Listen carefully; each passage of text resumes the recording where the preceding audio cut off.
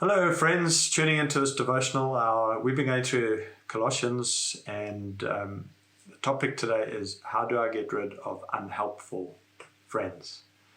Not an easy topic. I went to university many years ago and I made a lot of friends.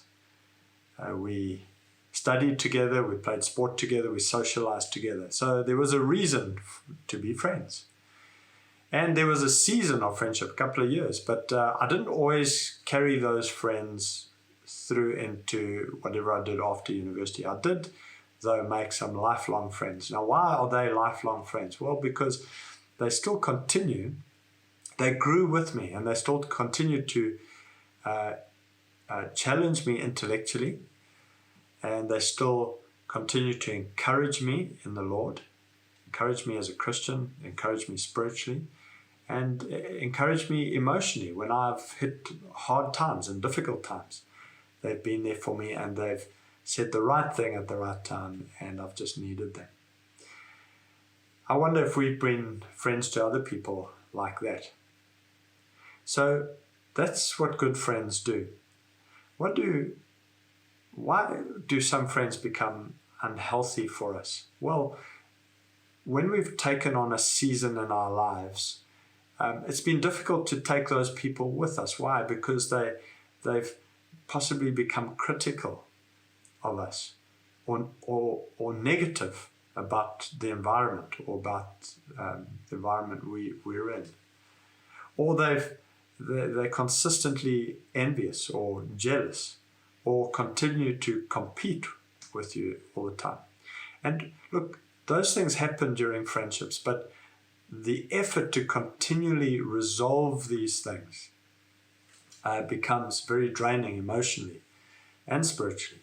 And so if you've once had core friends, it's very difficult to keep taking those core friends on that journey with you in your season. And so if you've experienced that, or if you've been a bad friend or an unhealthy friend, you need to look at your heart now and say, hey, listen, I've been an unhealthy friend. Or you need to have the courage to say, well, I need to move on and make new friends. And so they can no longer be my core friends. And that's okay. It's a biblical thing. You're allowed to choose your friends. But may I encourage you to do two things when you're dealing with friendship issues. Number one, Colossians chapter 3, verse 12 says, clothe yourself with kindness, compassion, humility, love, patience. And that's very, very important. They're just words until you really have to do them. So if you find yourself in a place where you have to move on, don't send people long epistles about or explanations as to why we can't be friends or why the friendship is difficult. No, just move on in the direction that God has taken you in. And leave the explanations to the Lord, the gossiping to the Lord. Leave it alone.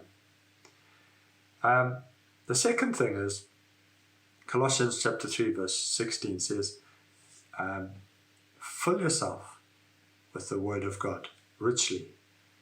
And that's important because God will give you not only courage but give you wisdom on how to deal with difficult situations and difficult friends.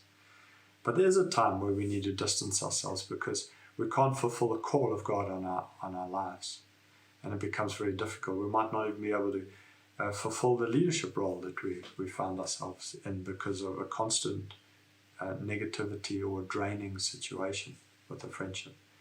It's not easy. So my encouragement to you would be check out whether you've been a good friend to another friend in season. And if you haven't, get some wisdom. If you no longer can be friends with somebody, get some courage and just leave the comfort zone of that friendship, no matter how negative it is, and move on. You just need to move on in your heart, in your mind, and not in an unkind way or in a unloving way, but just to move on. And I pray that God is with you and with that friend too that you need to move away from. These are difficult things to talk about, but I pray that God would help you.